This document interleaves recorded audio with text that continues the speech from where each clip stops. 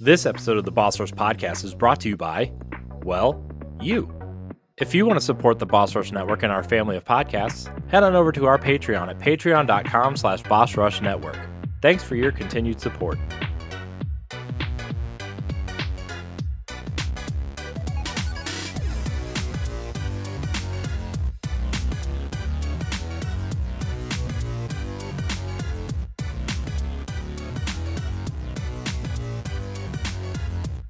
Hello, everybody. Welcome back to the Boss Rush Podcast, a great place to play games and be better. I'm one of your hosts, Corey Derrigan. Alongside me, as always, is the PC muscle race himself, LeRon Dawkins. Yay! What's poppin'? Hey, LeRon, how's your emulation station going?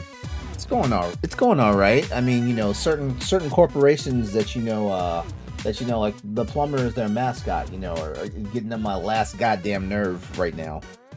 Yes, Roto-Rooters is getting all the emulation broken. Yeah. Yes. Oh man, I don't know why that was the first thing after Nintendo that came to my brain. It wasn't. That's where we're leaving it. Also, the emulation station is still non-consensually penetrated. It's okay. You said penetrated. I don't like it. It's all right though. To quote Mrs. Jay-Z, not gonna break my soul. Mrs. Jay-Z. Oh my gosh, what is happening? Also, who's gonna save us from whatever the shit show is the mad pharmacist herself, Stephanie Klimov. What are you talking about? I'm here penetrating your eardrums, baby. Oh, no one's gonna save us. No one's gonna save us. But I'm happy to be back. I feel like I haven't been on in forever, even though I only missed last week. I don't know. Time doesn't matter to me anymore. You're the one that thought you were too good for everybody else. You decided to leave. Whoa. Hey Whoa, now. Whoa. Hey now. I was taking my son on a trip. I was trying to be good mom here. Sir. Yes. Excuse you. Oh man. PK Power's not here, but you know who's got the power? The man, the myth, penetrate. I've spent a week ingesting video game nonsense, and I'm here to drop a fresh dollop between your eardrums. I was gonna say you've double penetrated. Drop deuces in your brains, and they won't leave. Matthew Kiel is here. Hi, Matt. Matt rhymes with Pat.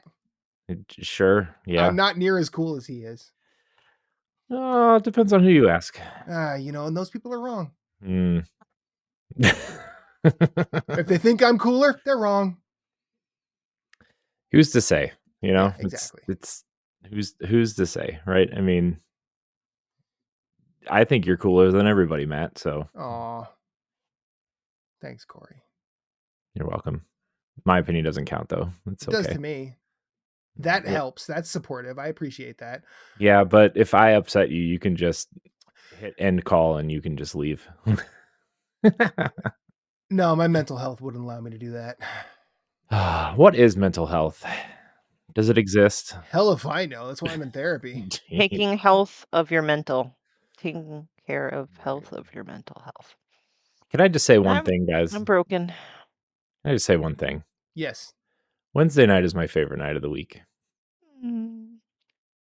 It's the night I look forward to the most. It's a good night. It is. Anyways, everybody having a good week? Good week? One of them weeks that are good? Or I had a good week last week. Well, yeah, you were away in a warm climate, being away from scaring the shit out of my son by taking him on a jet ski ride and going 40 miles an hour. The kid was crying. He was screaming and crying, and I just pretended I didn't hear him. You should have put one of them. You should have put one of them you don't parachutes that out on. Loud. That can be admissible in court. Just kidding. I slowed down. You should have put allegedly. You should have put one of those parachutes on him and just let him fly off the back and see what happened. Oh my gosh, he would never forgive me. I'm pretty sure he traumatized him. I'm like, come on, be fun. No, I didn't really say that because doesn't make sense. Anyway, last week was good. It was the second annual mother-son vacation. We had a good time, at Margaritaville, and I took him on snorkeling, and we fed piggies by the beachside, and he was terrified of the piggies, but I got to hold a baby piggy. So And much. then, yeah, all the good stuff came to an end because as soon as I came home, people suck, work suck, and I had to put one of my cats down, so everything Oh, sucks. I'm sorry. That's sad. I feel bad. Why do we love only to have the love ripped away from us? That's why I don't have an animal, because they have expiration dates and I don't want to deal with it. I mean, you have an Axel. expiration date, but we just don't know what it is yet. Yeah, but I don't have to deal with my death. I'll be dead. Fair. It'll Okay. When I be you die, I'm guys. everybody else's problem. Yeah. And they're gonna pay. No. Mhm. Yep. Pretty much. Did you have a good week? Is anyone else having a better week than me? Please, I hope someone's having a good week. I have no comment on this week, so I'll just leave it there. I'll be honest. I don't remember Monday and Tuesday. Could be good or bad, Like however you want to take it. I went to work. I did work. No one really complained about it. I was on call Tuesday night and I did not get called back in, so that's a plus. I was off today, and I mean, I did play with my son. That was a lot of fun. But yesterday and the day before, no clue. The What they say. weekend though was rough. My wife and I are two. I think. Well, she's super intelligent. She's very smart, very strong. I Not try smart to. enough she married you. Oh yeah, you're right. That's true. That's true. 1 point I deducted. mean, or maybe I just punched so far above my weight, so I should be getting points. I don't know. Um, our son absolutely defeated us this weekend in Cool. every way possible. We just never recovered from I think it was Friday night. He was just up all night, and it was just it the snowball rolls downhill and it gets bigger. So Mhm. Yeah. Kids are fun, aren't they? all that said, I was telling Stephanie, I'm like, it's really cool to watch them grow up. It's like it's funny to watch him try and push things together just in the world without being prompted. Yeah. Well, my son has been waking me up in the morning, and this morning he walked up to me and said, "Hi, Dad." And I said, "Hi, buddy." And he punched me in the eye and then ran away and started laughing. He ran upstairs. So that was fun. I'm excited to get there. Now, are you? Yes, I am, because here's the thing. I know that when my son's he's essentially a toddler right now, but you look at him and you see like he's just an absolute little boy, but he can't communicate with us yet, at least not verbally.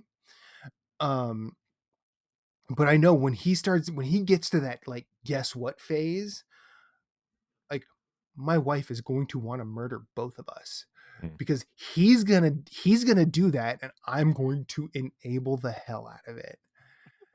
And I'm going to have an absolute ball while it's going on, and she's gonna be like, "You need to stop this, or both of you are going to die." Reba's gonna be so outnumbered, and both of us are probably gonna be way more tired than we need to be. But I do Look, like being a parent. I mean, I thought I was outnumbered when it was just my daughter, and then we had a son, and now everybody's outnumbered. So, Yeah. yep. I know once we get a dog, at least I'll be the embodiment of the Dave Chappelle quote, "Always have a dog, because then you know that as the father, someone will always be happy to see you." I was gonna say, get a pet to equal out the odds for you, Corey. Yeah, I wish, but not anytime soon. So Yeah. it's fine though. It's That's I why I think have Paxil. I'm like, Paxil, love me. Paxel loves me. As I grabbed her face and forced it into the camera. that's all right. She basically had her butt on your face at the beginning of the show. So it's Yeah. fine. Oh man. All right, let's get into the show because we should probably do that now instead of being super depressing. Hello, if this is your first show, welcome to the podcast. Oh man. We've If all you taken our downers, and we're gonna bring you with us.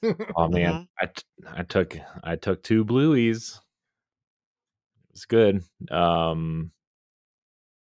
you want to support the Boss Rush podcast and the Boss Rush Network, you can head over to Patreon at patreon.com/Boss Rush Network, where you can get this show 1 week early and ad-free, and other perks like early access to other podcasts, voting rights, and more at the tier that's right for you.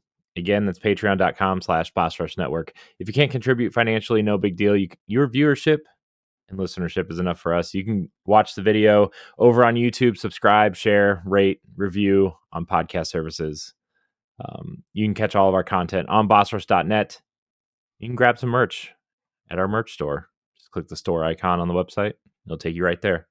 40 plus designs. And TeePublic's having a sale, although They by the are. time you hear it, it probably won't be on sale anymore. That's right. There'll be another sale next week. It'll be fine. Every Thursday, I get a text message from them saying there's a sale, and then Yeah, it's always like the same too. yeah, Same exact discount. $16 tees. it's $16 tees, or it's 30% off of hoodies, or it's like buy two get one on stickers, or like the 3 that I always get. So, but yeah, it's good.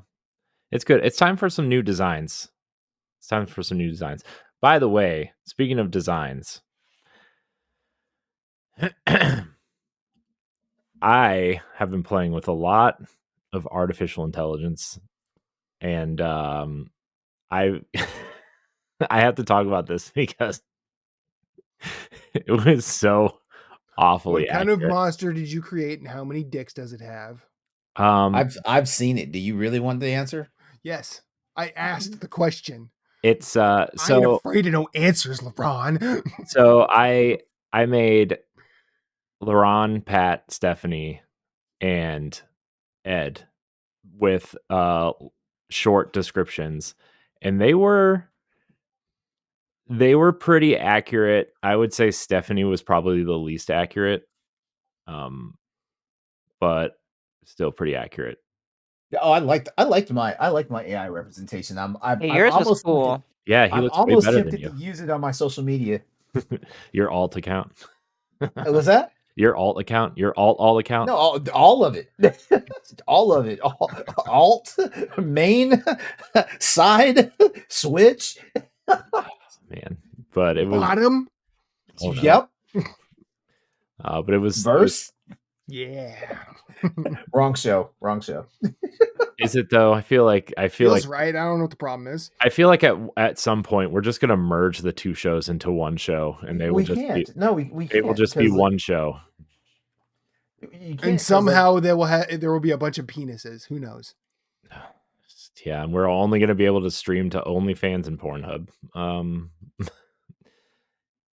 Best what was I- comment where was section I? is on Pornhub. Everybody knows that. Where was I going with this? And I played with AI Oh, right, and yeah, and LeRon's like some of the art I made LeRon turned out the coolest. It was the coolest. That technology is super cool, and it was really cool to like make this stuff. And like LeRon was requesting things, and I just kept sending him stuff randomly because I felt like it. But also, we are all fucked. We better all learn how to fix robots in the future because we're all fucked. Yeah.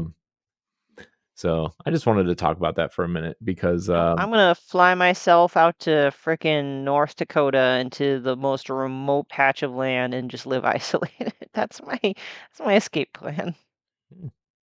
that's fair. That's fun. Montana, you're gonna have some cows out there, and This is why I am always nice to my Google Nest. I always say please and thank you.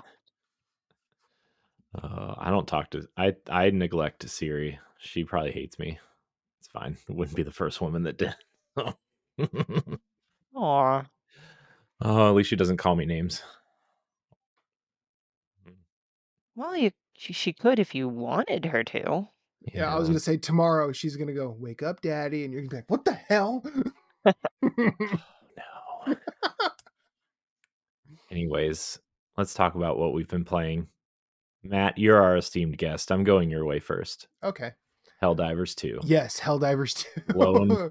Blowing shit up. Helldivers 2 continues to be the gift that keeps on giving for me, and I don't know why I have my hands like this. Apparently I'm praying, who knows. Yeah, I love this game a lot. Somebody needs to. What? Let's explore that, Corey. No, Helldivers 2 rules. I love that just about every time I join in with randoms, I usually come away having a good experience with at least one of them. And granted, a lot of that doesn't happen again because my schedule is weird and everybody plays games at normal times and I really don't anymore. But this game is something special. And I think if you like multiplayer PvE shooters where it is 100% about co-oping and team play rather than kill death ratio or King of the Hill type deathmatch situations, it's one of those things that should be in the conversation with like Rocket League and Fortnite. Nice. This iteration of it, because where those are about competing against others, this is 100% about 4 people dropping into a mission and seeing how they do. It's beautifully designed in a way where I will say 90% of the weapons in it that come out of the box are perfectly viable. That said, as you gain access to more, you realize how situational they can be, and you realize how some have more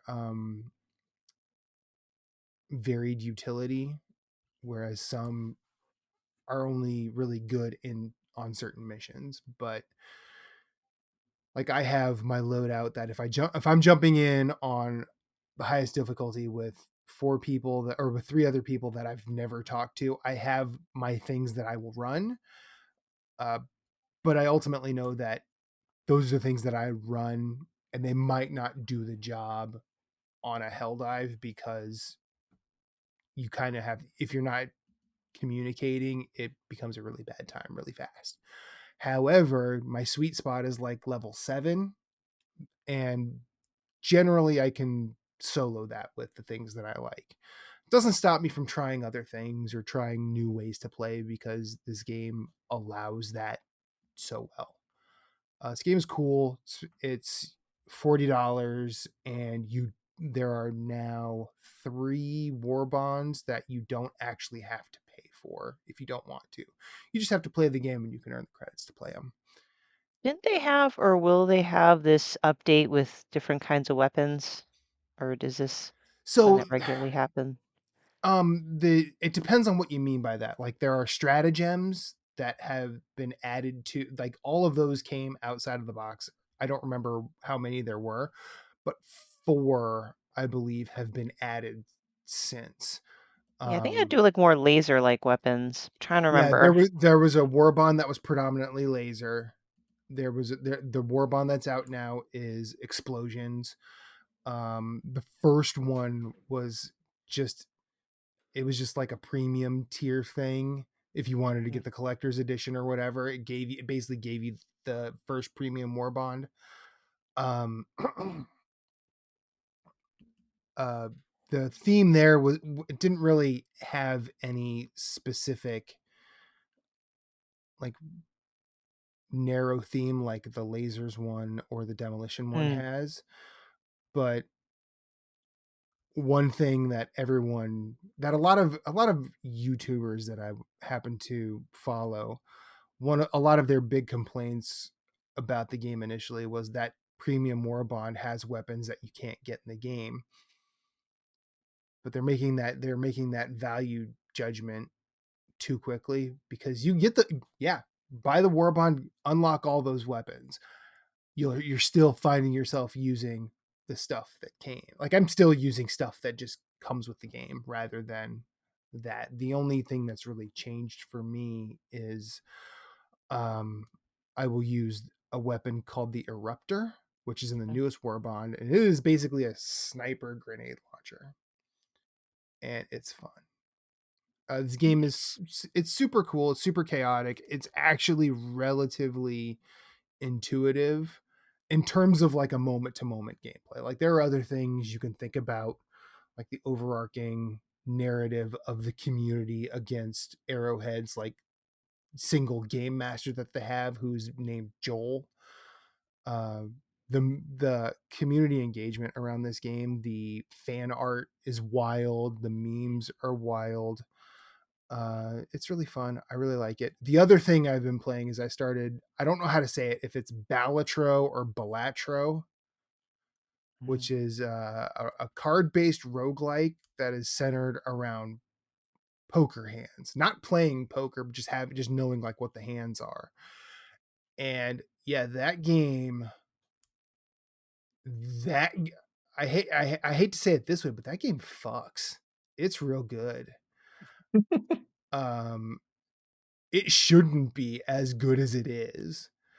I should actually start that up and not like it. But oh man, I am so into how this game works in terms of like building a multiplier, uh, trying to cause as many interactions on the table as possible, and watching numbers just increase. It fires off so much dopamine. I love it. I was I gonna love say, the I've heard a lot of good things about it, even from people that generally aren't into What is this card-based on? roguelikes. It's Balatro or something?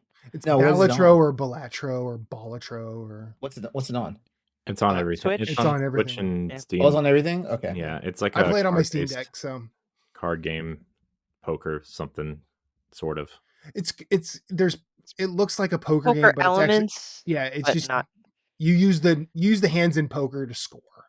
So like if you get a royal flush, you're scoring a lot of points. If you get four of a kind, you're scoring a lot of points.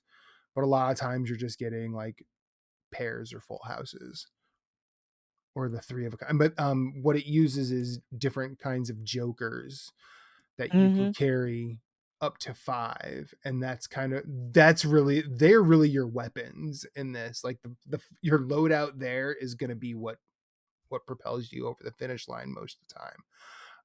There's a cool uh consumable element in terms of like their types of cards you get. I'm not sure of all of them, but I know that there are tarot cards, and I think they're just called planet cards. Like, but the planets tend to level up different hands. So like if you get Pluto, basically it'll increase your multiplier when you get one pair.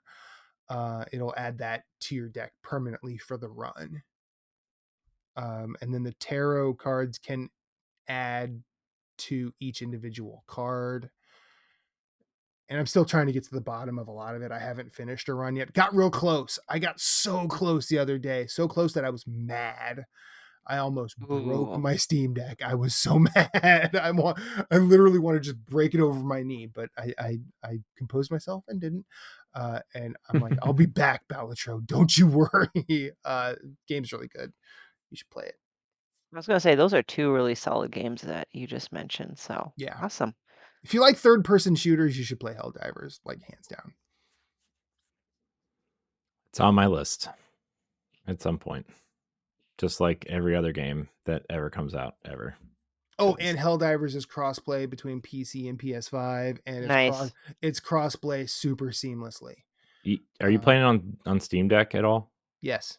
Okay, I wasn't sure if it was one of those games that were like, oh, it's a multiplayer online game, so it doesn't work, because like Destiny is blocked on Steam Deck.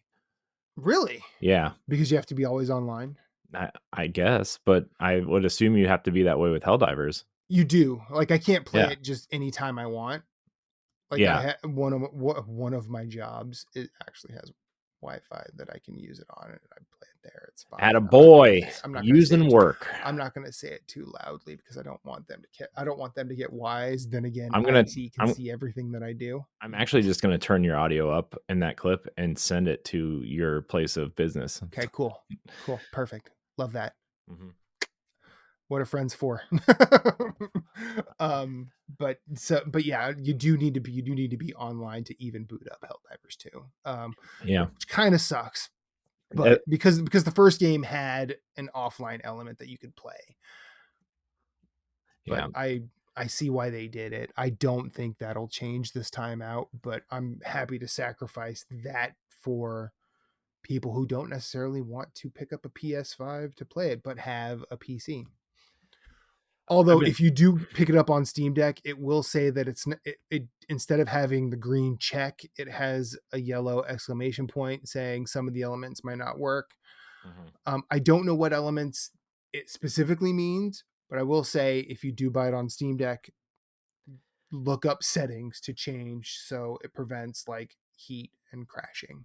You can go to our friend Kyle's website, Steam Deck HQ, and he has a whole thing about Helldivers. My goodness, I wasn't sure if it what was me. that?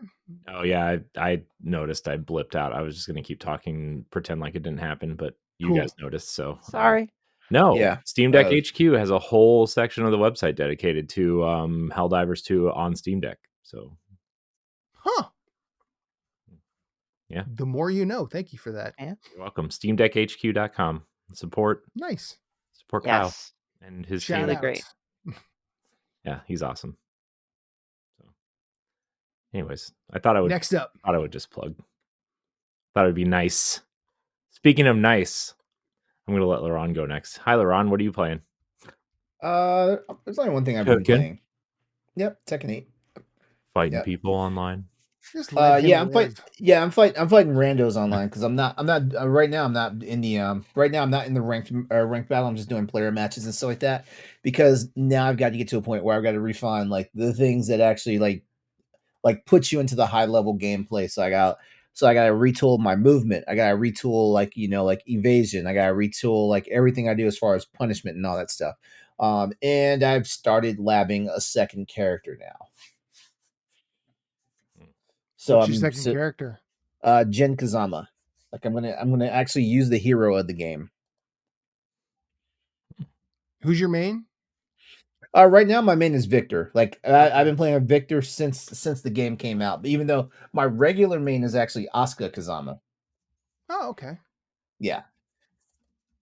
Yeah, that's because of callback way back to Tekken 2. Like Tekken 2 is the first Tekken game I played in the series. I'd use Jun Kazama because she's literally like the default character when you press start. So I was using her, and then Tekken 3 comes out, Jun's gone, and Jin Kazama's there, and he's basically at that point he was basically a mix of Jun Kazama and Kazuya. And since I knew how to use both of them, I was using him for a while for Tekken 3 and Tekken Tag Tournament, the first one. And then when Tekken 4 came out, they changed Jin's moveset, and I was like, oh my god, like he doesn't play anything like what I'm used to in the past two games. So then I started messing around with other characters until Tekken 5 came out and Asuka showed up, and she had basically Jun's classic moveset. So she was my main for practically like from Tekken 5 to Tekken 6 to Tekken Tag Tournament 2 to Tekken 7, and then Tekken 8 came out, and I was like, you know what? I'm gonna pick a brand new character, not just a brand new character. I'm gonna pick a new to the series character, and that's how I got into Victor. And Victor is so nice. I like him, but I feel like I'm starting to hit it. I feel like I'm starting to hit that wall with him, and it's a wall of non-progression. So I'm like, this is the point where, like most people that play fighting games, like usually you switch to a new character, and it kind of like refreshes you, and you wind up coming back to your main and playing them stronger than ever. So that's where I'm at right now. Nice. it's fighting game mentality. It's almost like it's almost the same thing as Monster Hunter 2. Like Monster Hunter, like you get kind of stale using your main weapon, so you switch to another one, and then when you come back to your main weapon, like oh my god, like I was doing so much wild shit with the gun lance after I played with the switch axe. I mean not the switch axe, the charge blade and the insect blade for a hot minute. Oh yeah. And, I quit the glaive for the bow and came back to the glaive, then quit both of them for the lance. The bow is so broken. Oh my it's the best. god! It's the best. What did they? It's the best. I swear, what did they do to the bow? And what did they do to the bow and the longsword in Rise? It's almost criminal. I mean, longsword's always been broken. Longsword was longsword and those not always broken. And those longsword a-holes keep getting in my goddamn way. I know. Everybody's got to wear flinch free because of those assholes. Yeah, and they just swing. It's like they don't fucking care. Yeah, I mean, everyone talks about. That's literally when I get. Everyone wants to make fun of the hammers for their unga bungas, but at least they're like, you know what? I'm going to go to the face and I'm going to stay there, and that monster is going to stay on the ground. Oh my god, it's so funny. They're running at people's ankles, going. You can always tell when a hammer uses the gigaton blow because everybody's on the monster, all of a sudden everybody flies, like someone did a force push or something. Yeah. I mean, and every hammerman's like, I told you to back up, but no. And the longsword's like, but how can you keep knocking me over? And meanwhile, the way I fix longsword mains when they're getting too frisky and stuff like that is I'll switch to a light or a heavy bowgun and I'll just start cluster bombing shit. Oh yeah, that's the way to do it. Then they learn. Yeah. Friendly there are lanes you need to stay in them. Anyway. Yeah. So right now it's just tech and progression and yeah, like if I seem a little distracted right now on the stream, it's because like I'm trying to fix a situation with my with my emulation station on my ROG Ally. Your non-consensually penetrated emulation station. Yeah. Yeah. No, that was a lot of syllables at once. I'm surprised I pulled that off. I just learned that that the ROG Asus is extending their warranty. To anyone that wants to get their SD card issue fixed, you can still do it. Whether you bought it day one or whether you just bought it last week, like you can still RMA it and stuff like that. I'm thinking if I want to RMA mine, the only because mine has not worked. But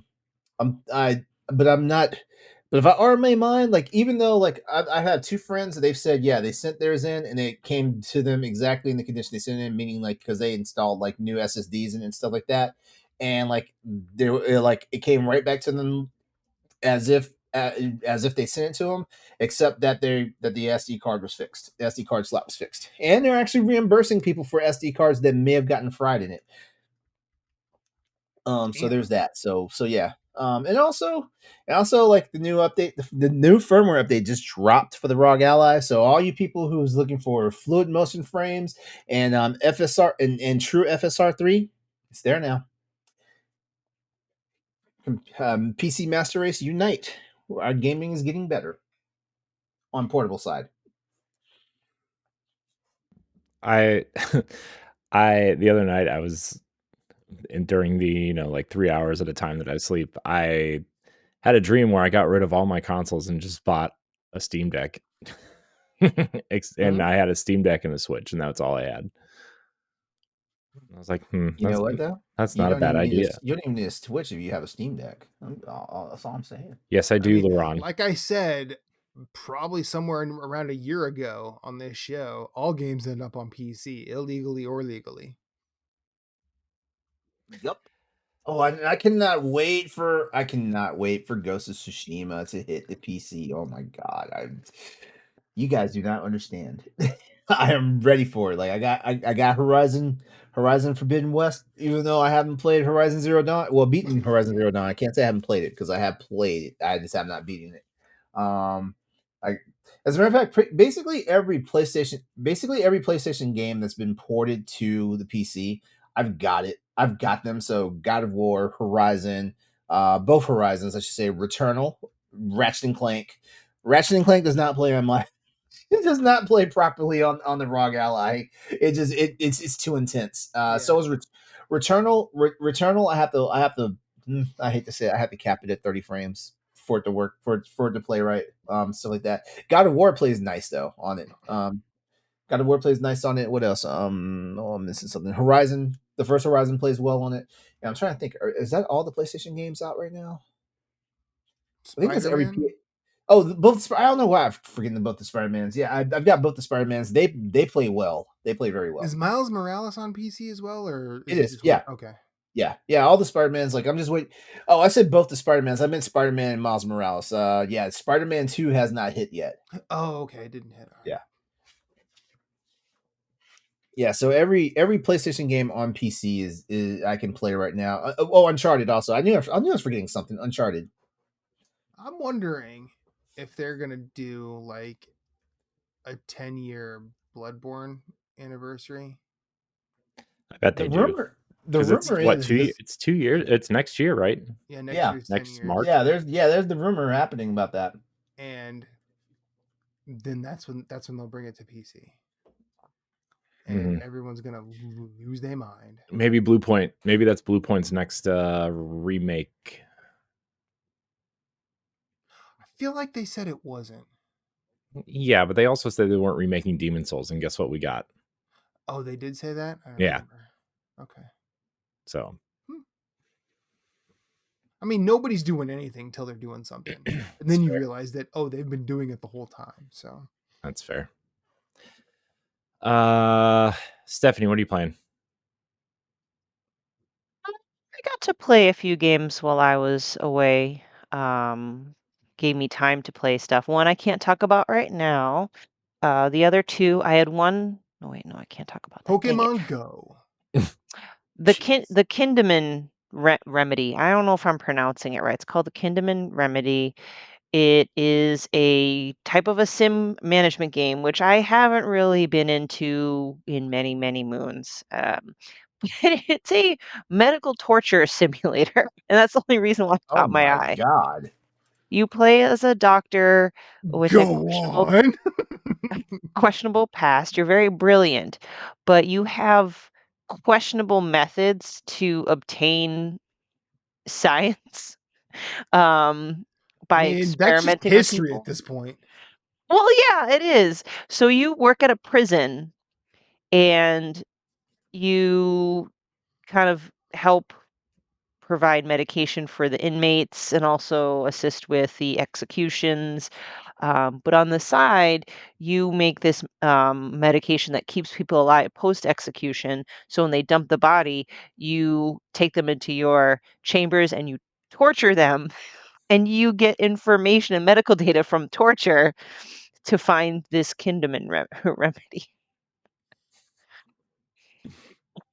I don't know No, why out of all know, management sims, I was drawn to this one.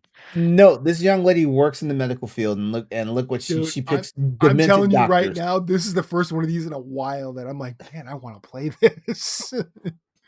Yeah, at first I'm like, "Oh, I don't know if I can handle it. It's gonna be so gruesome." It's, the way many management sim games are structured, gameplay and visual wise, it's not as immersive as I fantasized it to be. But it's still interesting. The game does teach you and how do I say this? Pace things well.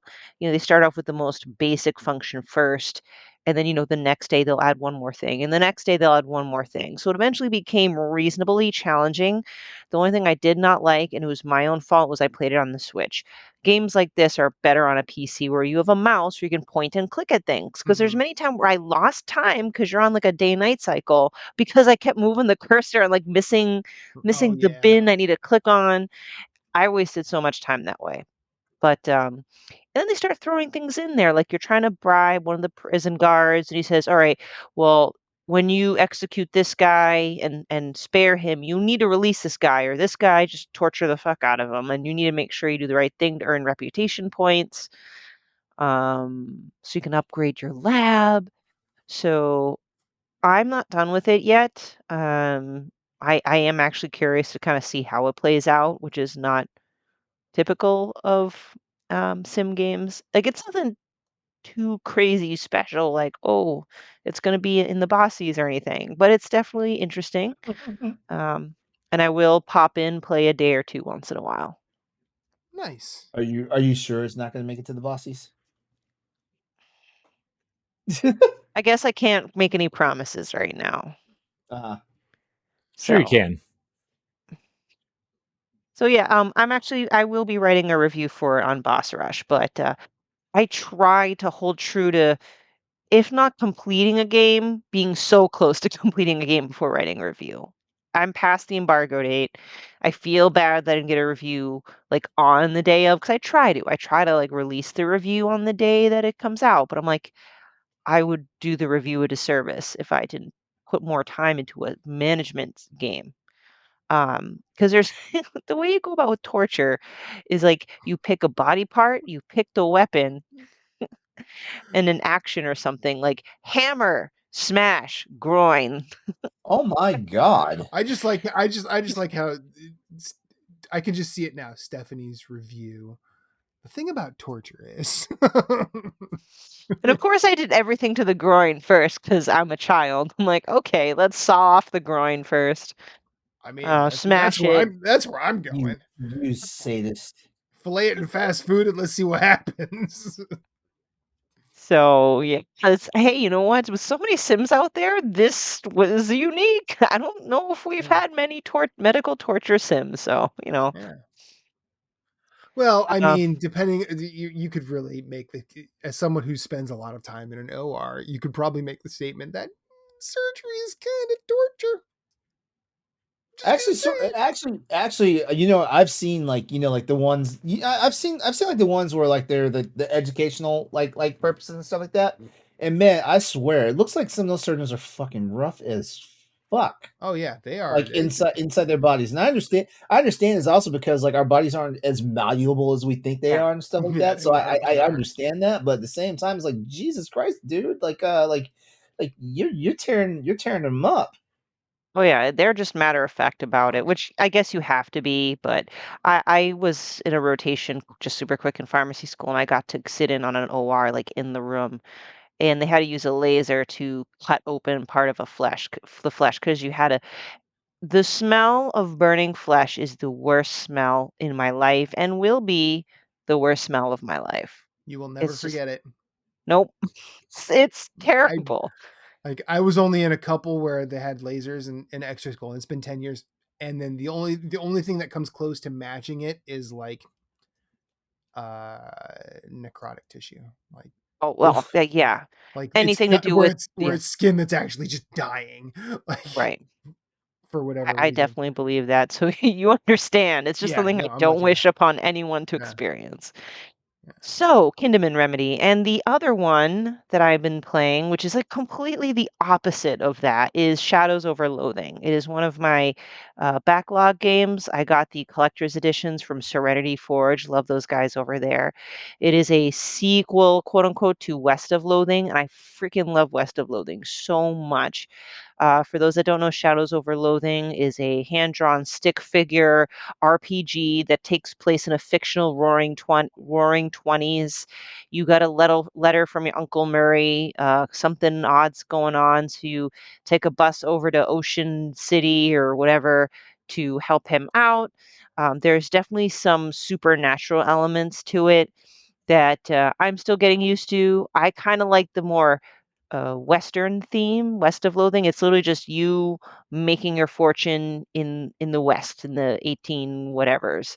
Um, and then the supernatural part of that would be like historical ancient machinery that you think could be alien.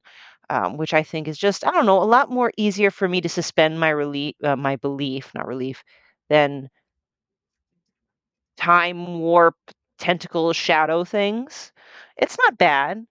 Um, They definitely added a lot more complexities to Shadows Over Loathing. The humor is still there, and I'm thoroughly enjoying it. Nice. That's good. Nice. Yeah. Nice.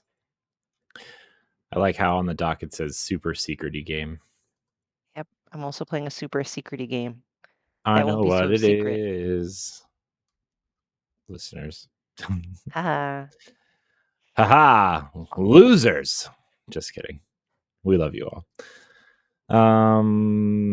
Is What about that you, Corey? Did you go? I'm all set. I'm all done. Yeah, Those are yeah. the. I was thinking to myself, I was like, Corey said what he's playing. no? I have not. I have not. But it's been a pretty slow gaming month for me. I don't know.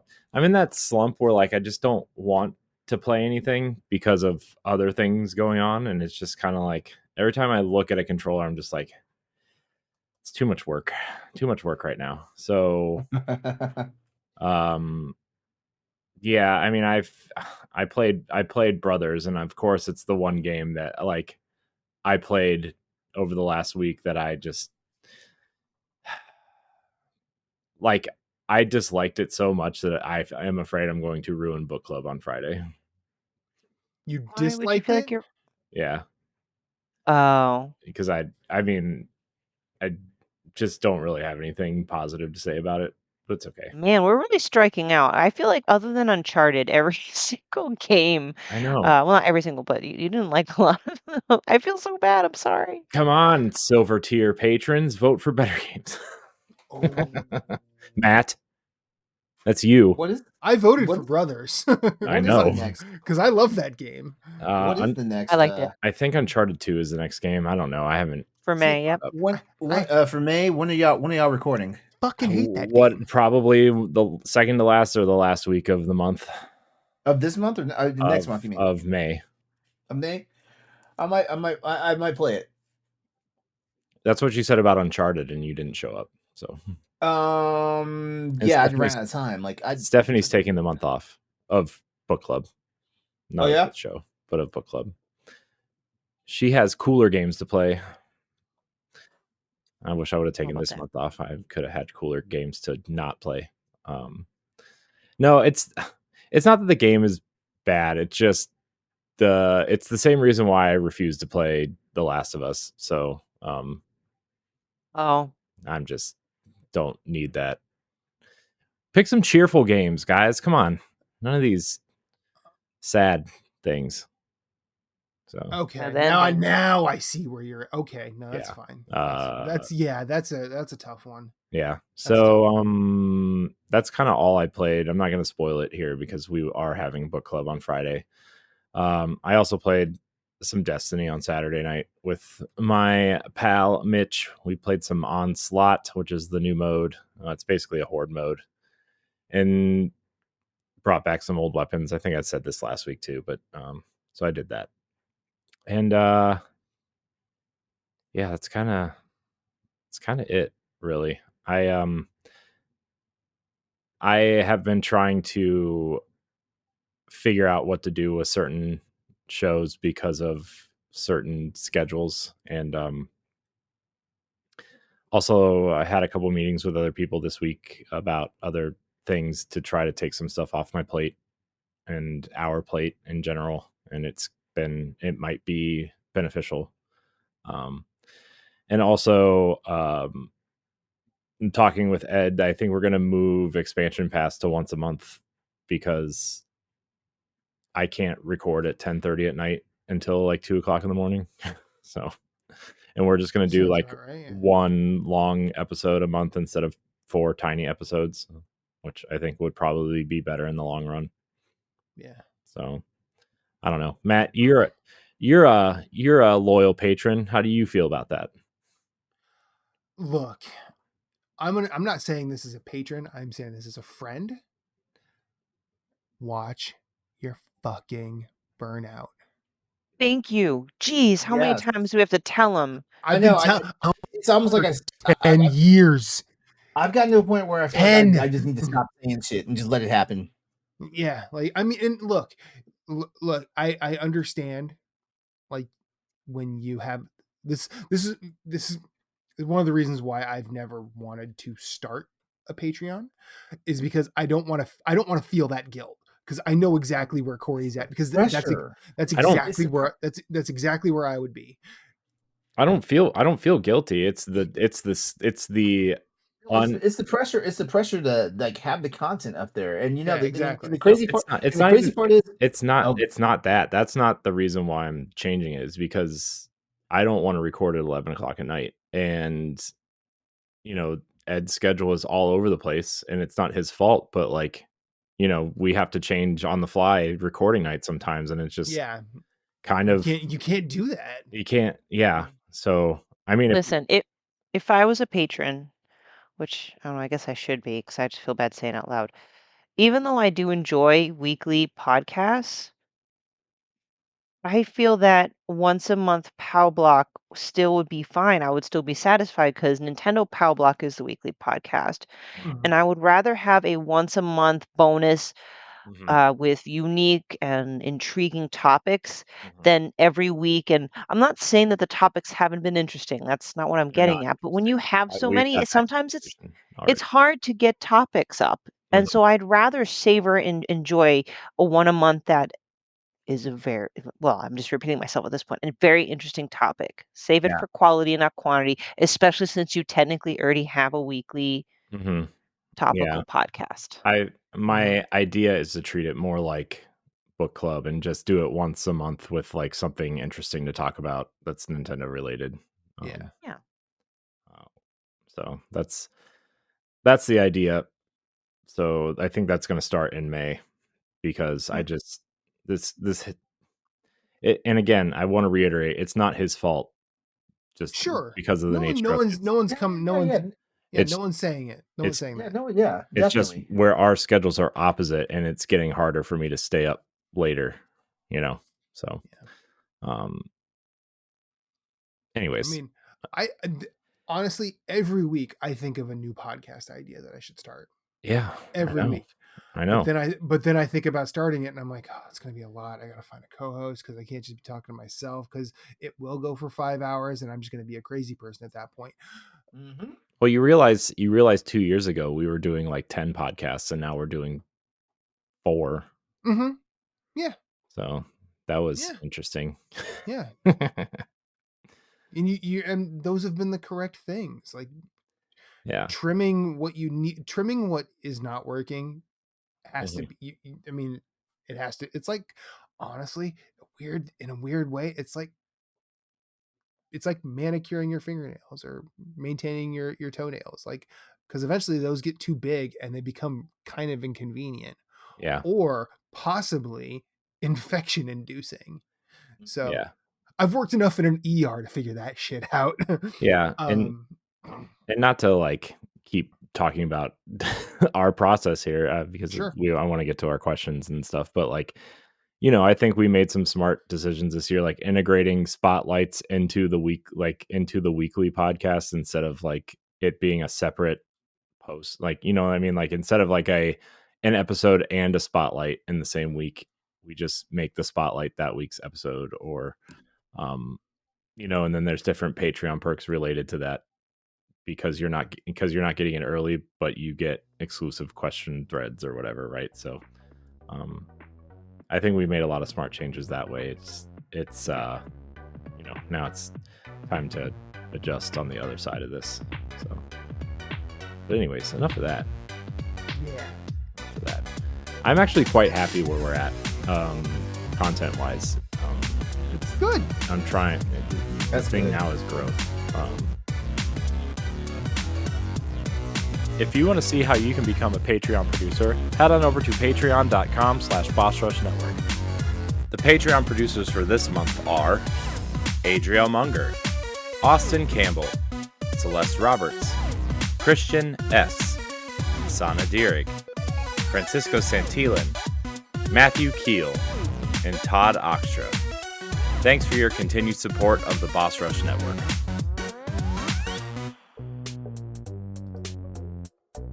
Speaking of growth, we have a lot of questions.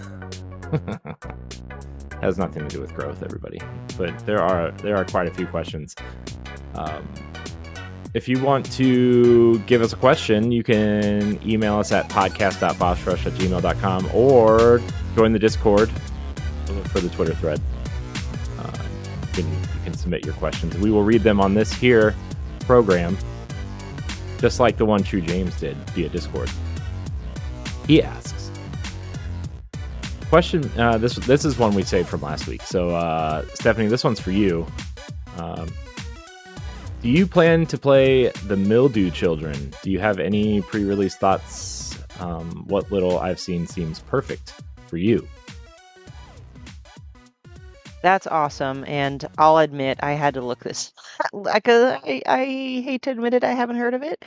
But once I saw the trailer and the description, that is right up my alley. For those that don't know, it's a 2D adventure hybrid with visual novel, featuring kind of a macabre tale about a village where there's children who follow, quote, savage pagan traditions. A young witch named Fearful and her sisters are bound to perform a macabre ritual in order to save their village. A witch's demise during the ritual is not unusual, since not all can triumph over the mistress of death. It has a lot of pagan folklore. It's hand drawn, and it's it's got that choose your own adventure type feel. So definitely seems right up my alley. And I really love supporting the smaller developers. That's why I say, like, I even feel guilty that I haven't heard of this. But this is why I love our Boss Rush community, because we all kind of know what we like to play, and we provide these recommendations to one another. So to answer your question, you know what? I do plan to play the Children.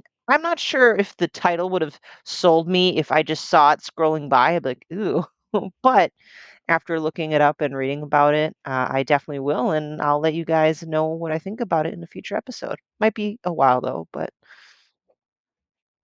Nice. I'm glad there's another indie game for Stephanie to talk about. I love my indies. I know. I'm trying to or according to autocorrect my undies. A lot of time, unfortunately, it autocorrects to undies, and it's very awkward. I love my Sorry. undies. Just saying. Sorry, Corey. I didn't mean to cut you off. What were you saying?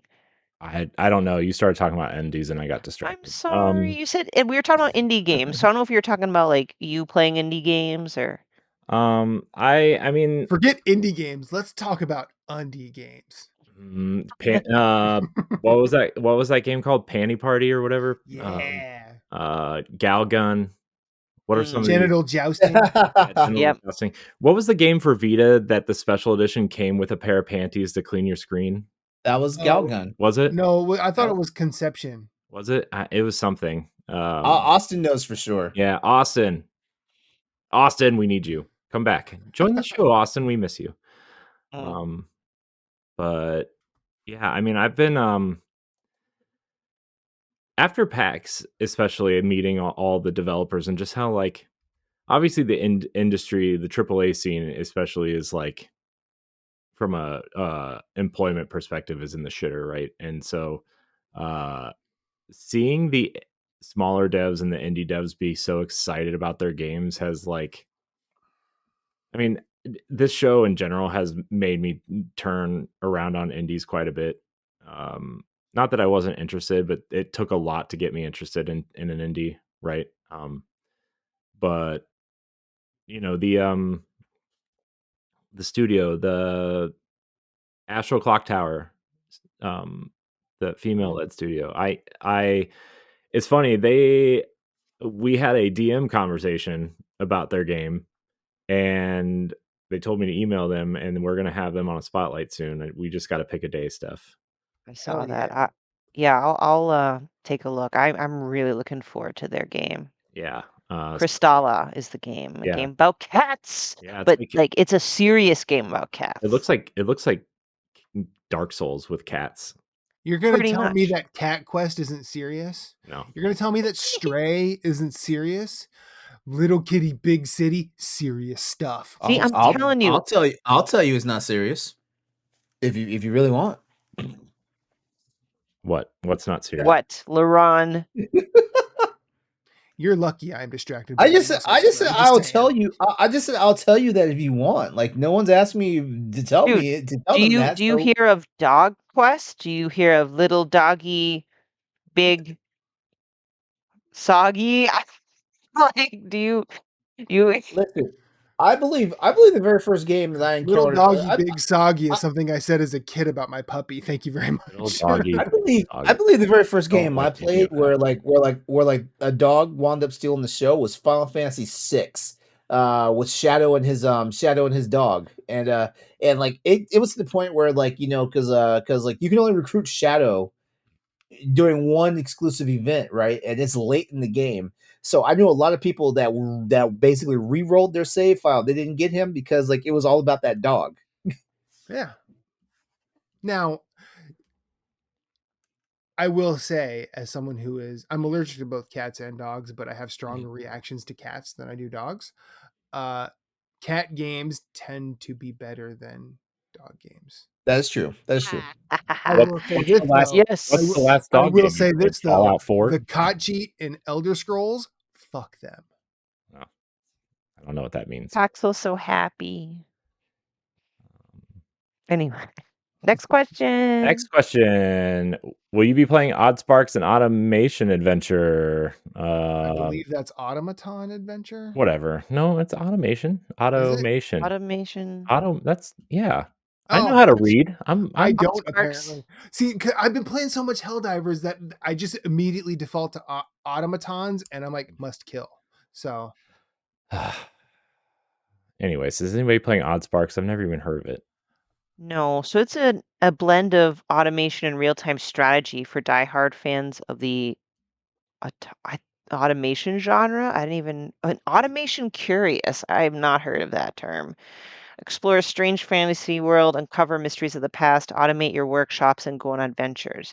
So I will say it looks adorable and very quaint. It's definitely not the type of game for me, but I'm sure fans of the genre are playing it and enjoying it. it's like one of those games I would watch Giant Bomb play back in the day. Oh, Giant Bomb, man. Yeah. Good times. Mhm. I need to eat.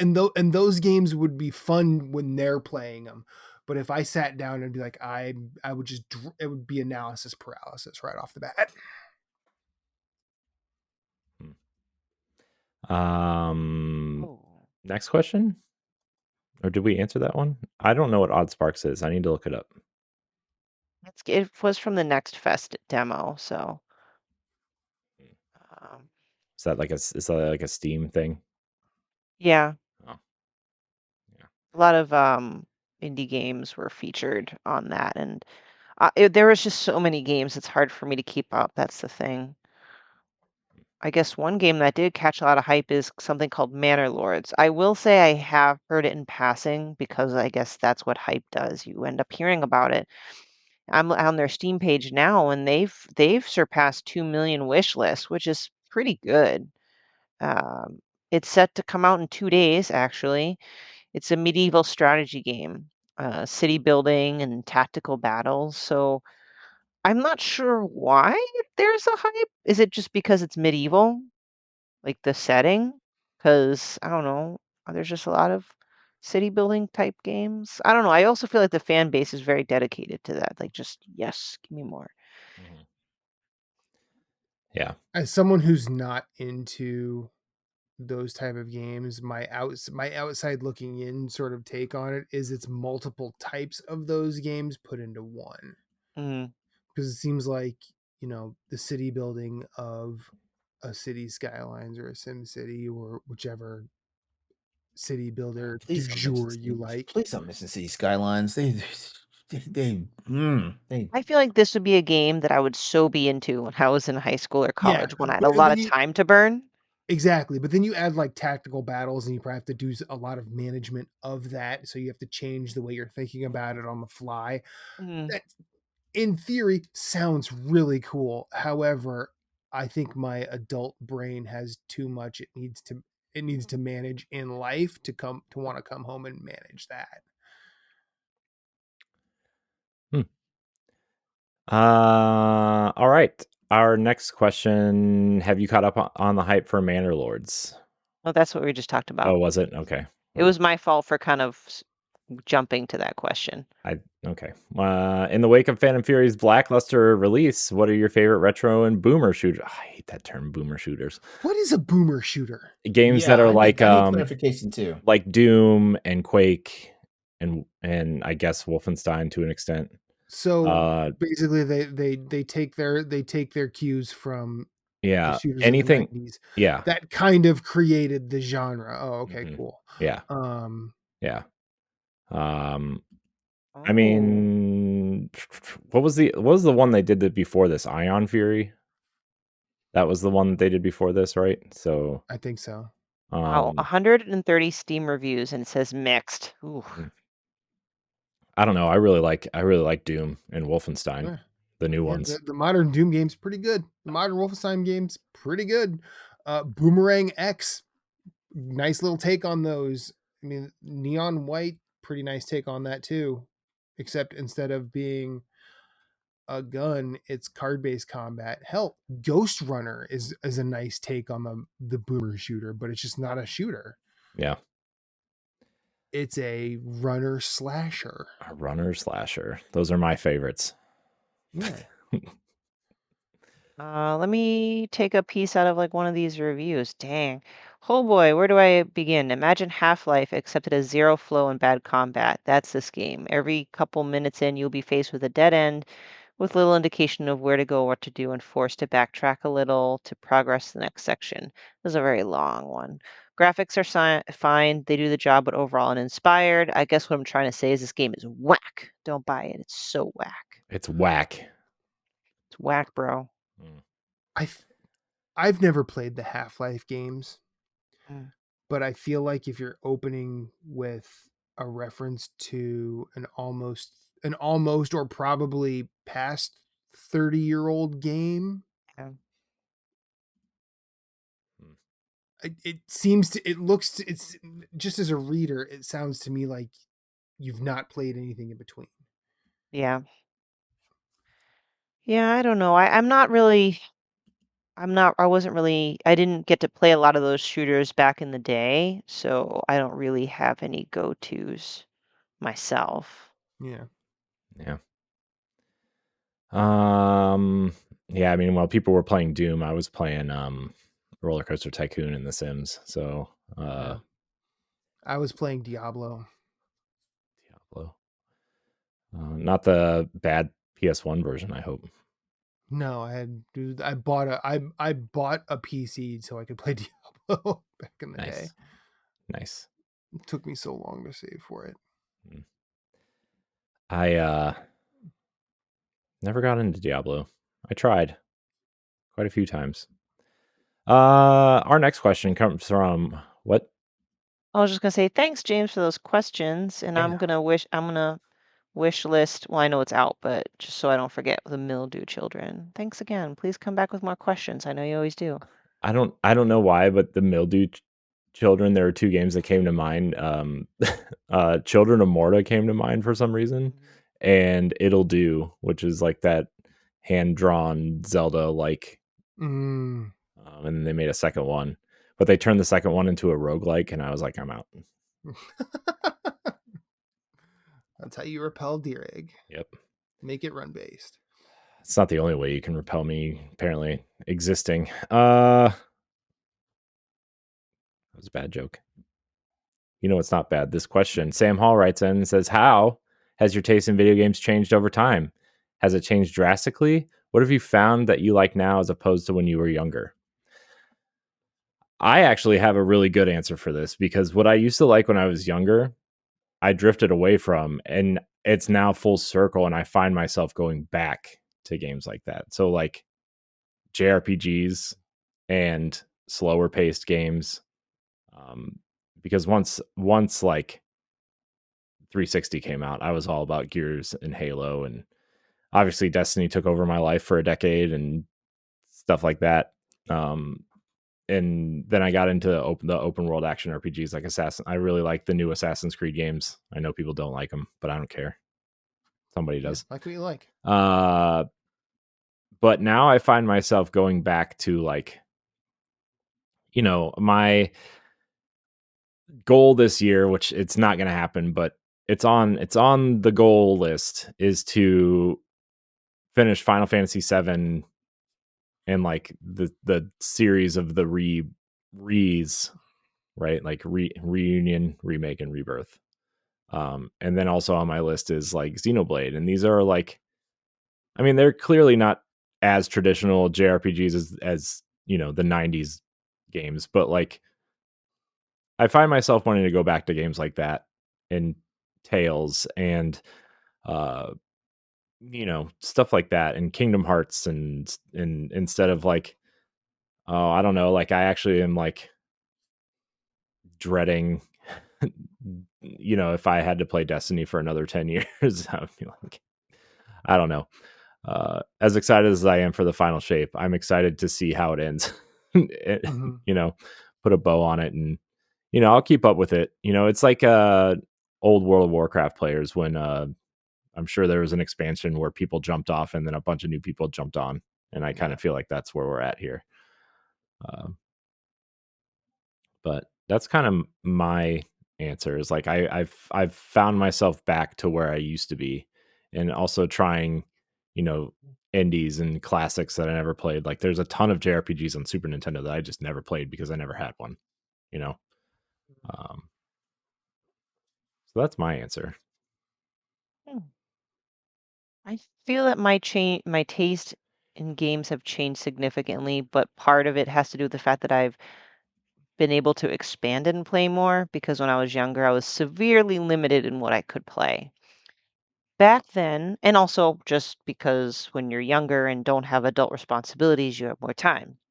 When I was younger, I loved RPGs and I loved sim games like Harvest Moon 64. I loved that game and I would just play every day for years or like in the game time. And RPGs, yeah, so like those two, like something that's very time consuming and just mellow, whatever. And then of course there's always just Zelda stuff. Now that I've been able to experience more games and my lifestyle is adjusted, my bread and butter lies within third person narrative games like The Last of Us and Ghost of Tsushima and that kind of stuff, and indie games. I've tend to stay away from RPGs now because of the length that it takes. I tend to stay away from sim games because of the length of what it takes. Um, and as far as Zelda's concerned, it's still my number one franchise, but I don't know, I felt that the most recent entries in the games, although I love them, I'm just like, is it because the franchise changed to this open world, um, has me just less involved or dedicated? I don't know how else to say it. Or because my taste in games have changed to a more narrative driven, that I like narrative driven games, and Zelda doesn't really have the best story. It's really more gameplay. Maybe I'm sort of just slightly mildly less passionate about it because of that. I don't know. I'm afraid to admit it. Um, We just but yeah. had that conversation on expansion pass that we recorded this week actually. Oh, no kidding. Yeah, was the first part of it was I don't remember if these are two separate episodes or not. But one was Breath of the Wild versus Tears of the Kingdom. Which is the better game, and like which one will we go back to, and why does one feel more appealing than the other? And then the other one was, are these games even replayable like the old ones because of how large they are? You know, because that's been a really big discussion in the Zelda space recently. It was Mhm. like, you know, I mean, how many times have you gone back and played Ocarina of Time because it's a 20-hour game, right?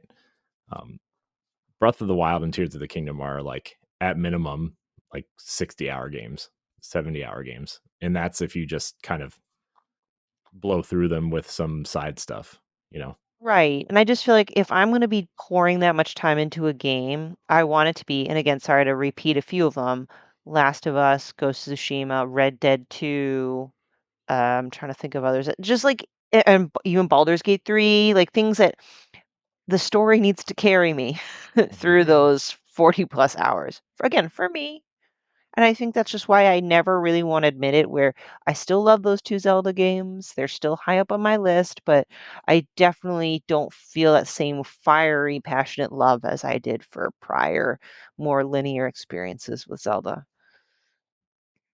Yeah. Zelda's Zelda's a interesting one. I've been I've been yearning for an old school 3D Zelda. Yeah.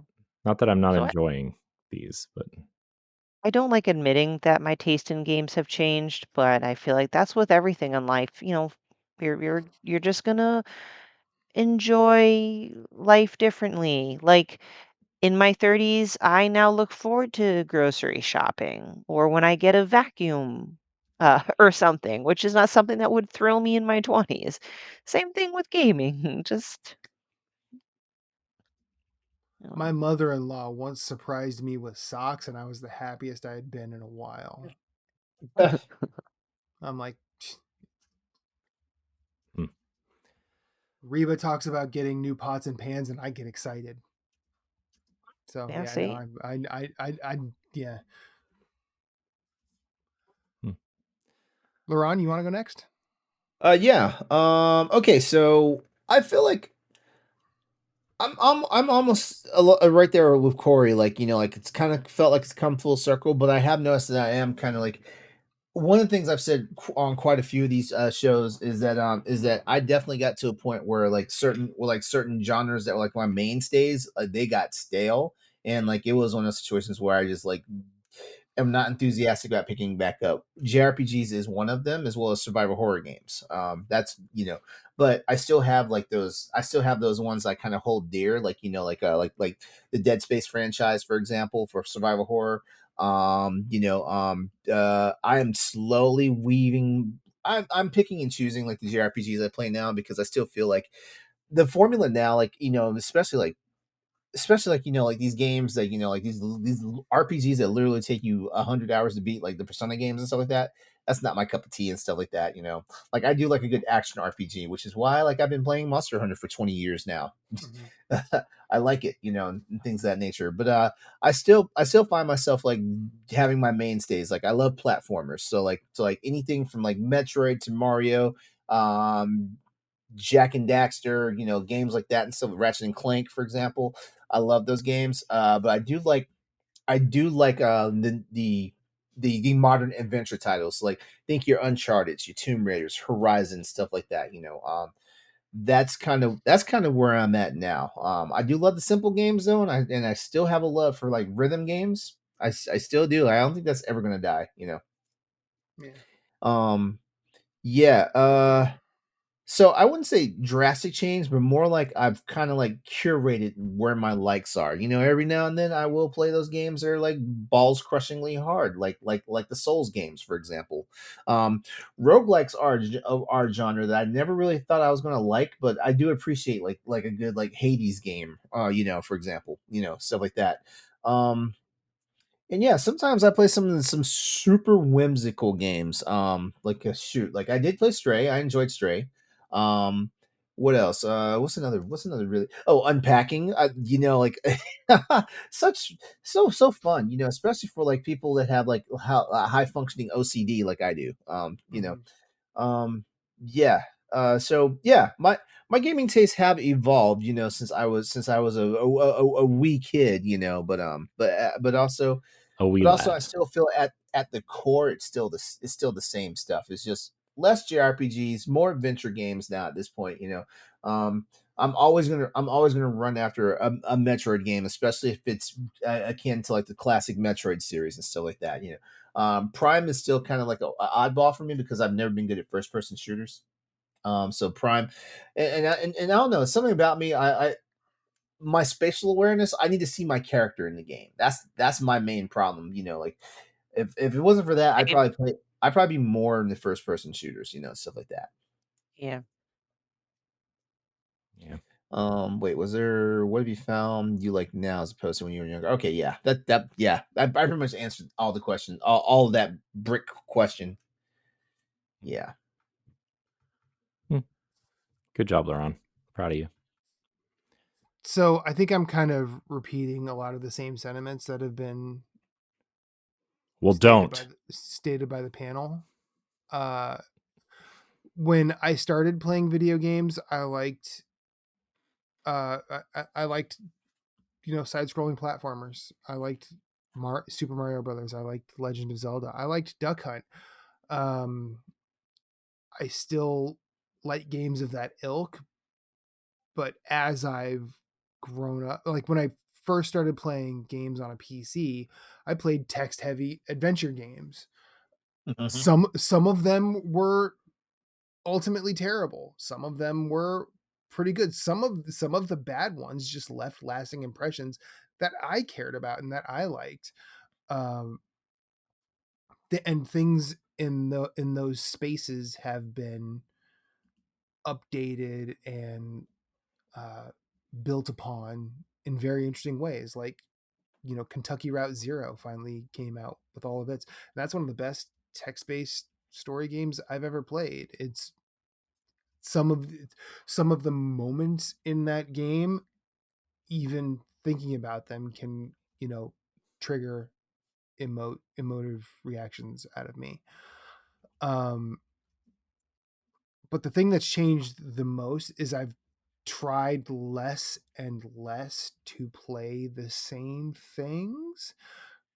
Like LeRon stated, like I've played every Souls game because I think that's more due to how From Software makes the games rather than the games themselves. If a Souls game came out by another developer, I don't know if there's another developer that could 343 that series and be anywhere near as successful. Um, and not necessarily monetarily or sales wise, but I don't think it would land the way that those games have landed for me, just because there is a certain, like, plenty of games have tried it, but there is a certain like je ne sais quoi that From has that I can't really articulate. I do like roguelikes. Um I do like shooters. However, one thing I've focused on more as I've gotten older is my interaction with the game. I think that goes into uh like like how I like to engage with just art in general. If there's a certain thing that is doing something for me, and like me bringing whatever I'm going through in that specific time and place, and there's a good interaction there, like that's what I'll lock on to. I also like games that I can share an experience with. The Remnant series, if I wasn't friends with Jason Marshall, I don't know if I would love that series as much as I do, because the moments that he and I had in those games are some of my favorite things because he and I got to experience them together. Same with like Helldivers, the first Helldivers. Like, I met my buddy Moose playing that game. Like, we were paired off in a Rocket League tournament back in the day, and then we just stayed PSN friends. And I said, "Hey, I see you playing Helldivers. You want to play? Because I like that game a lot too." And then we played it for a year straight. Um, and we we've basically been friends because of that. Like, I also have a friend that I met playing the Souls games, my buddy Ahmed, who lives in Blackburn in England. Like, I met him on my honeymoon with my wife. Like, I'm like, "Hey, I'm gonna get real weird while we're in Scotland. A buddy I've only played video games with is gonna meet us." And she's like, "He's not coming back to where we're sleeping, are we?" I'm like, "No, we're just gonna he and I are gonna meet for the first time and get to know." And you know what? All Wow. three of us got pictures together. We had so much fun because I feel like there was a certain kind of disbelief when I said, "Oh, he's a doctor." You know, and he's a radiologist now. Um So we found that all of us could really just interact rather than just talk about video games, or the time we played Bloodborne and this thing happened, or the time we played, any of the Souls games. And I really like that. I also I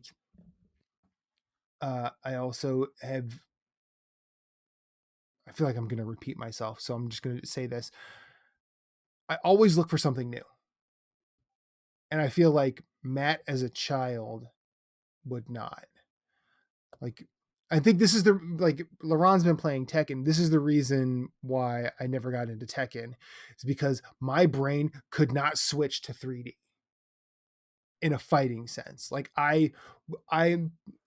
it's easy for me to say this now. I was really good at Street Fighter back in the day. I cut my teeth on Street Fighter. Oh my god. I won tournaments in Street Fighter 2 and Mortal Kombat, just local like mall tournaments at the arcade. But when Tekken became the fighting game du jour, and then Street Fighter Alpha came out, and everything started changing that way, like I loved those games, but I could not map my brain to get adequate at them at all. But now I try and not think about that aspect of it. I try and like, if I'm ever happened, I don't get to watch the like showcases near as much anymore. But when I do, I try and come to everything with an open mind. Yeah, there is the cynical, sarcastic asshole in the back of my head going, this is kind of dumb because, but at the same time, I also try and say like, okay, why is there a way I could like this? And when you do that, you start to develop an appreciation of gaming as a whole on a deeper level. Don't just play the things that you know. Don't just play the things that you already like. Don't be afraid to step out. Will you play some bad games, or will you have some experiences you're not happy with? Yes. However, when you find the new thing that sings to you, it's a very wonderful high. In fact, it's one of those like that kind of breaks a lot of that is Outer Wilds for me. Like Outer Wilds is a first person walking simulator essentially, but it's in space, and it requires, messing with physics a little bit. But also it's a text adventure, but you have to find the text. It's not just handed to you. It's not like super narrative. So when you're finding all of that, the adventure is putting it all together. And when you see it all happen at once, and you have the story as for what it means, it is like I've not felt that kind of serene peace with any piece of art.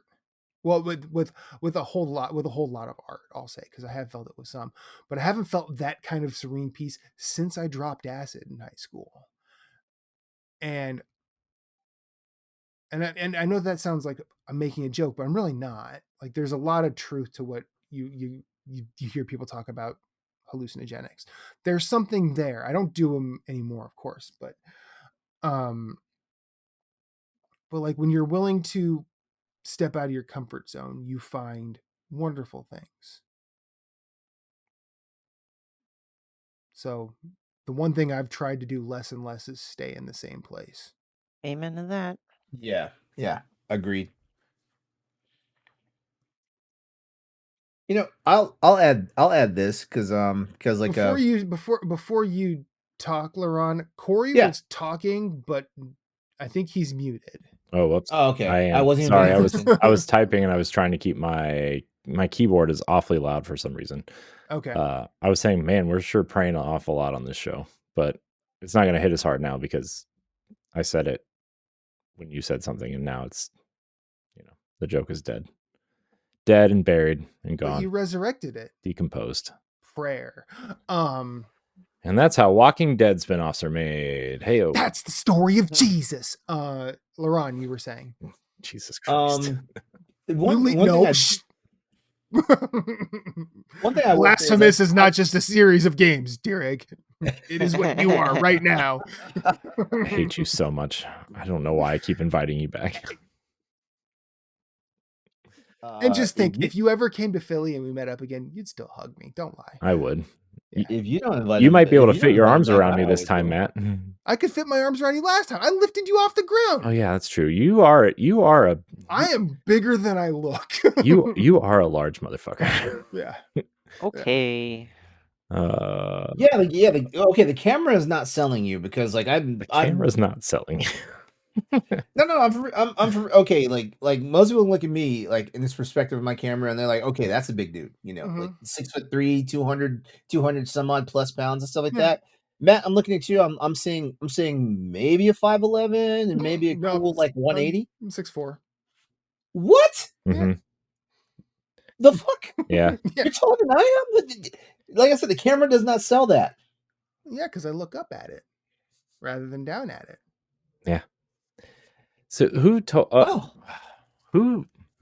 I was talking to somebody. Well, we're just gonna be a bunch of bear hugging motherfuckers the first time we meet. I mean, Who was it? One of our guests thought that I was like 5'10". I forget who it like was. 6'5" or something. Yeah. Yeah. That's hilarious. I was like, I remember when he and I met, he's like, wow, you're almost as tall as I am. I'm not used to that. well, like I knew you were tall, but like people where I live are not tall, know. So it's weird meeting another tall human. Well, and it's also awkward because on a situation where we're on camera, or if you see me in pictures, I'm very proportionate. Like I'm not lanky. I'm not like all skinny limbs or anything. I don't, from afar, I don't look as tall as I am. I really don't, and I think it's because I'm proportionate and not, just a squat torso with long limbs. Matt's proportionate, he says. Yeah. When I was in music criticism, my editor-in-chief would fly from California and have like a meeting for all the Philly people. And when he met me for the first time, he was like, I was not expecting whatever this is. And I'm like, nice to meet you. Nice to meet you.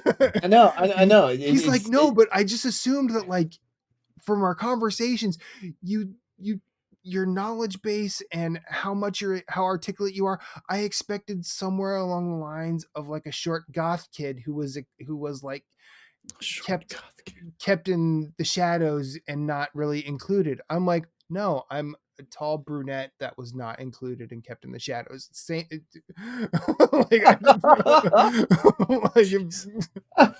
don't know what you want from me.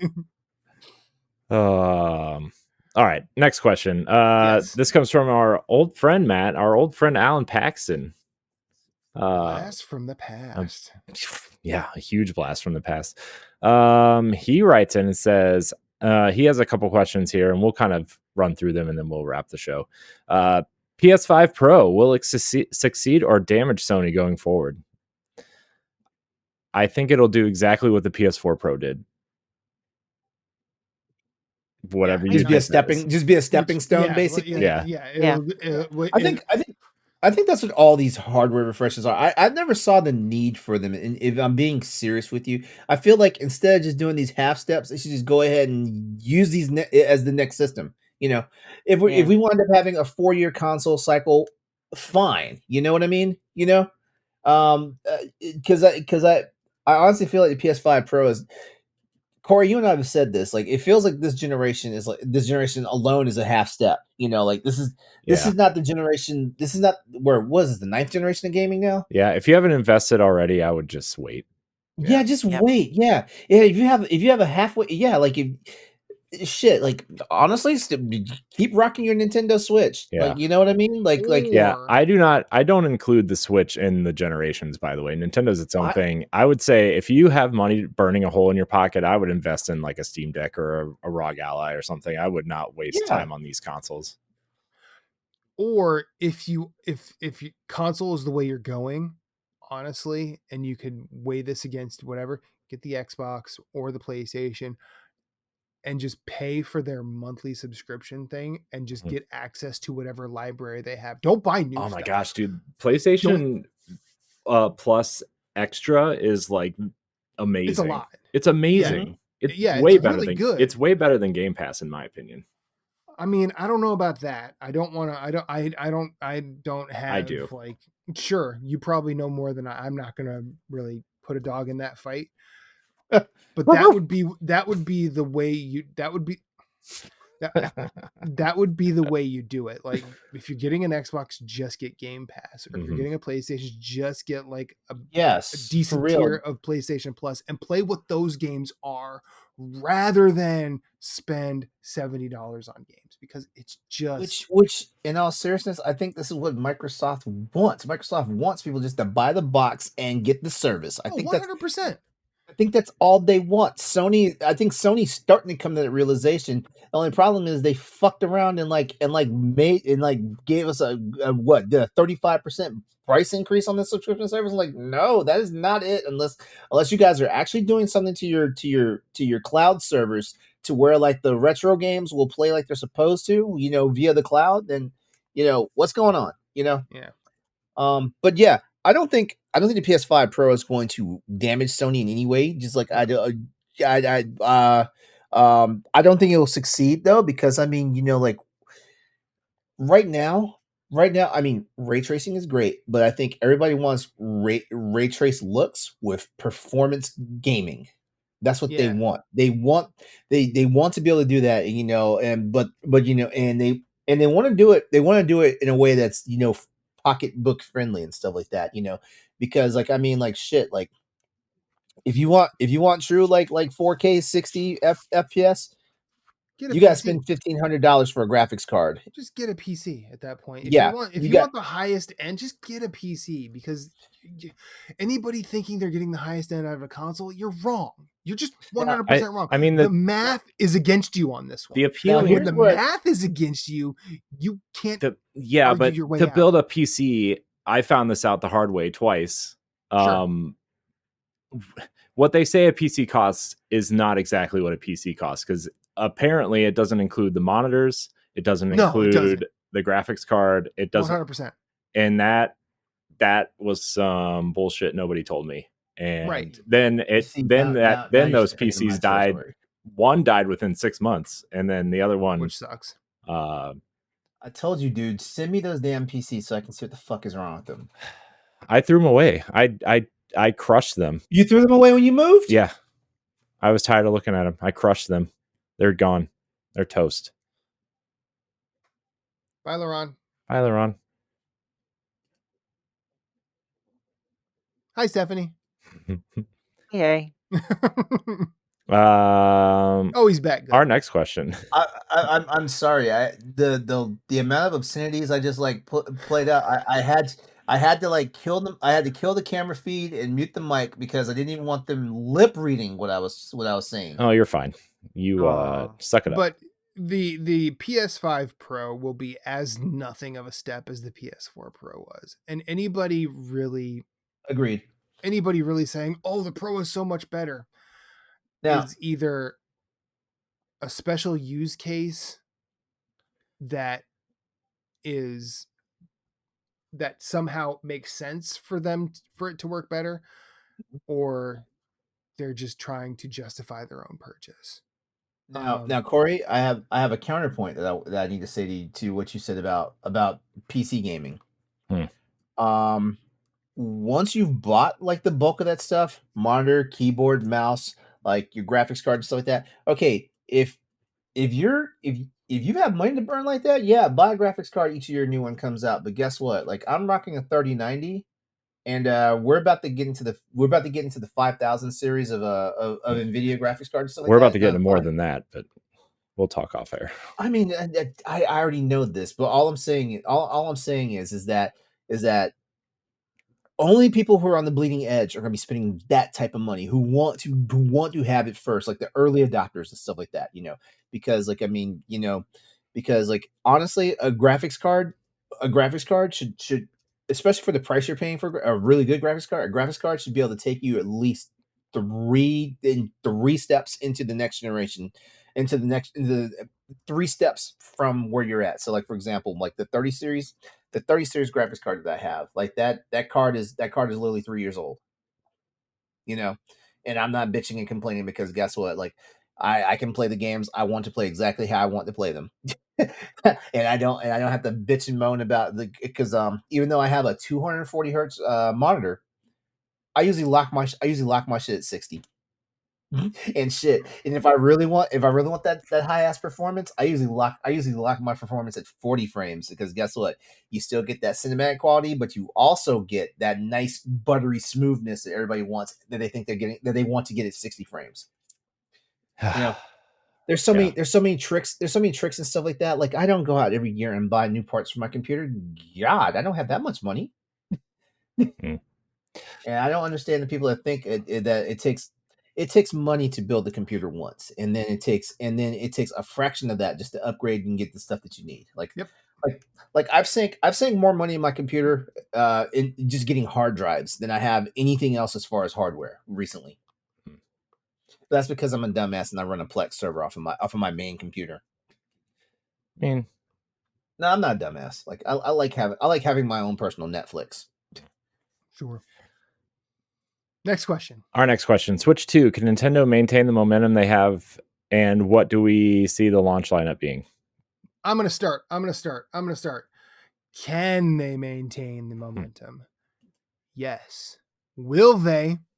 Who knows? Yeah, who knows? Can I talk now? Yeah, go ahead. No.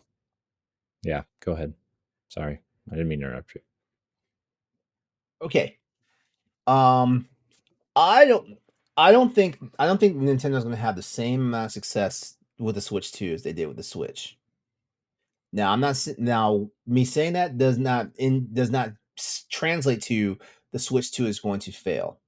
Like, right. I feel like Nintendo has a track history of getting lightning in a bottle. Like, I feel like every other generation, because like if you want to look at this, NES knockout, Super Nintendo, yeah, pretty much. Nintendo 64, that kind of hurt them. GameCube brought them back. And then we had, and even though technically, like if you look at it, statistically speaking, the GameCube was not their best selling console. I mean, No. It's one of their worst selling consoles. It's their third worst selling console of all time. But I guarantee you, every time you talk about games from the GameCube generation, everybody's nostalgic and they like they love it and stuff like that. I guess no one had money or whatnot, even though the thing was like $300 back then. It was a $300 system, right? Corey, what the GameCube? Yeah, it was $200.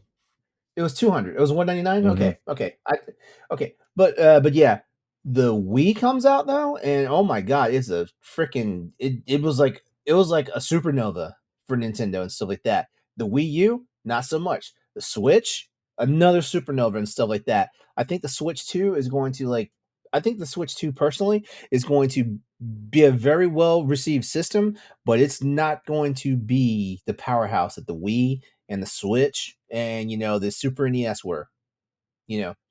I'm of this. I agree with your prediction, although with slightly tweaked reasoning in my mind. I just feel like the Switch was so successful that statistically it would be very, very difficult to maintain the same level of momentum or more. And that has nothing to do with what the quality of the Switch 2 will be. Granted, the scenario is a little different and this is me guessing, right? Because we don't know what the Switch 2 is going to be. My guess be a Switch is 1, that, but there's going to be a second monitor and it's going to flop open. Can you imagine? It's going to be a laptop DS. That's what's going to be. Or like how the old cell phones like slide up and then you get the keyboard. It's going to be a Nintendo Sidekick. Yeah. Yeah, there you go. Yeah, I don't feel like it's going to be how back in the days. It's not going to be a landslide. It's not going to be a landslide. Yeah, Nintendo's not going to want to do this huge innovative play about some brand new shtick. I think they're going to iterate off of it. And that's kind of another thing where it'll be successful, but I don't think it's going to necessarily surpass the Switch. I feel like eventually when they stop making Switches, or at some point people will eventually buy Switch 2 just to kind of keep up. So I feel like that's kind of how it'll Yeah, go. they're not going to have the same adoption rate that the Switch had. I can tell you that and that's being realistic, especially especially if because like right now they're already talking about like I think the big thing that we're waiting for is we're trying to ensure that like the the current Switch like software and stuff works on that new system.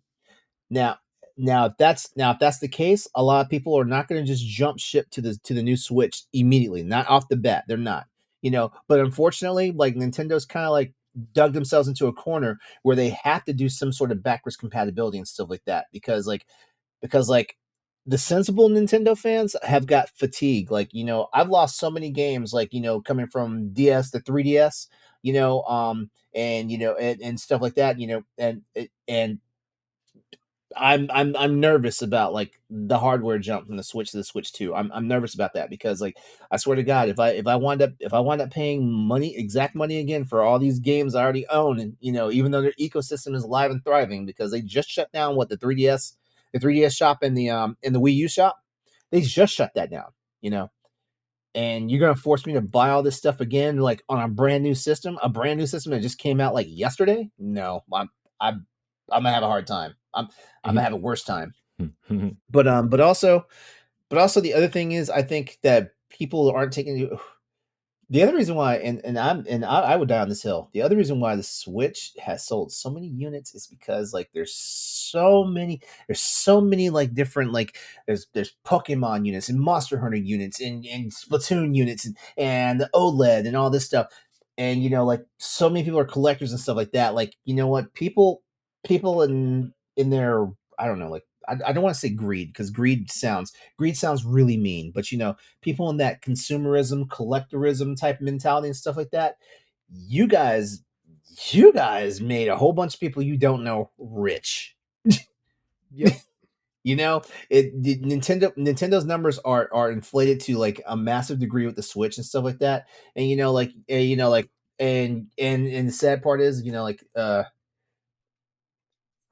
we made the system as successful as it is. I only have one Switch. Like I'm surprised because Well, I had 3 different DSs. I But maybe also, I just learned my lesson. into on that note, you also have to take into account that the Switch became super successful through the pandemic. Yes. Like Yeah, and the like Switch had the like Switch Animal had the Animal Crossing was such a lightning in a bottle game, and then the fact that you could get multiple controllers, hook it up to a TV, and just everything was right there to play. And then when when one of the kids wanted to play video games but the rest of the family wanted to watch TV, they could do it. Like that's kind of a genius thing. But we don't have another pandemic coming, hopefully. We still got to finish this one. Well, also where Nintendo was able to get over on that is they already had units out there, whereas Microsoft and Sony were launching a system, and Sure. it just happened to land in Yeah, the pandemic, the world economy like imploded, sure. so nothing went right. Supply chain sucked. Yeah. But my point is, an event like that. I wasn't saying this in a negative way and Oh, stuff like sure, that. sure, sure, sure, sure. An event like that is they can't bank on something like that happening again. Yeah, And because I like, think that what if it happens with the Switch too? Like, I'll tell you what if the economy implodes? I'll tell you right now, if the executives at Nintendo are thinking in the realm of like Square and EA, where everything they put out has to reach this number, like, and they're looking at if the Nintendo execs are looking at this Switch number and say whatever they put out has to reach that, that's a losing proposition Yes, yeah, because there are way too many external factors that got them there in the first place. it's wild. It's wild that Square Enix, like Japanese companies are pretty conservative, about how they sell and stuff like that. And the fact that every Final Fantasy game, like the last 3 Final Fantasy games, have not have not hit the mark the Square want to hit until Right. they get into the international market is insane. You know, I'm Yep. like you guys are ice skating uphill, you know. Yeah. Ice skating uphill and the hill is made of water. What is wrong with you guys? The hill is made of water. Wow.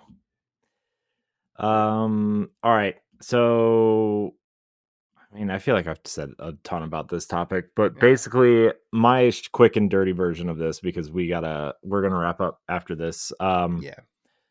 Is that I think the Switch had two benefits. One, it was coming off of the Wii U, which had poor sales, so they had less people to move over at launch, right?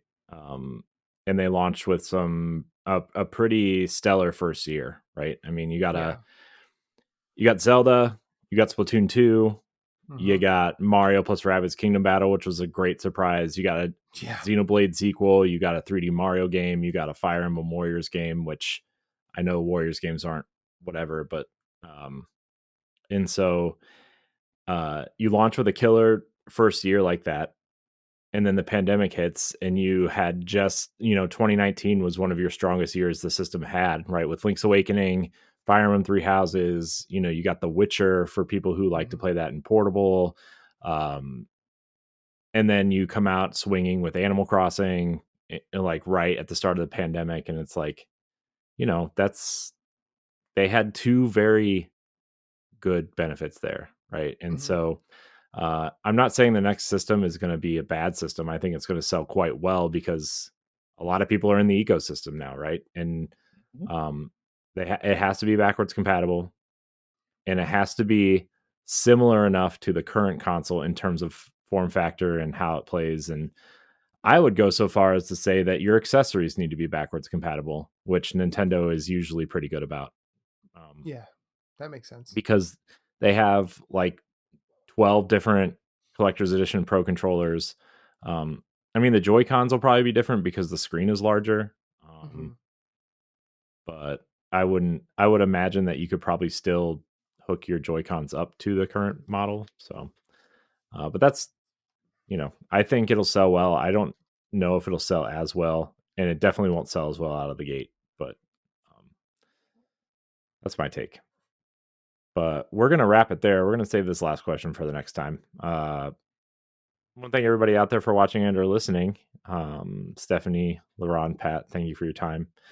As always, Matt. You said Pat. You said Pat. Whatever. It's the same thing. Matrick, Patrick, it's all the same. Yeah. Don Matrick ruined the Xbox. Where was I? What's back? You know what backwards compatibility is? Backwards. Oh my gosh, I hate you. That's what Matrick said. Everybody, subscribe, like, share, rate, and review wherever you listen. Patreon.com/BossRushNetwork, BossRush.net. Thank you so much for watching and listening. And until next time, we love you. Goodbye. If you want to see how you can become a Patreon producer, head on over to patreon.com/BossRushNetwork. The Patreon producers for this month are Adriel Munger, Austin Campbell, Celeste Roberts, Christian S., Sana Dierig, Francisco Santillan, Matthew Kiel, and Todd Oxtra. Thanks for your continued support of the Boss Rush Network.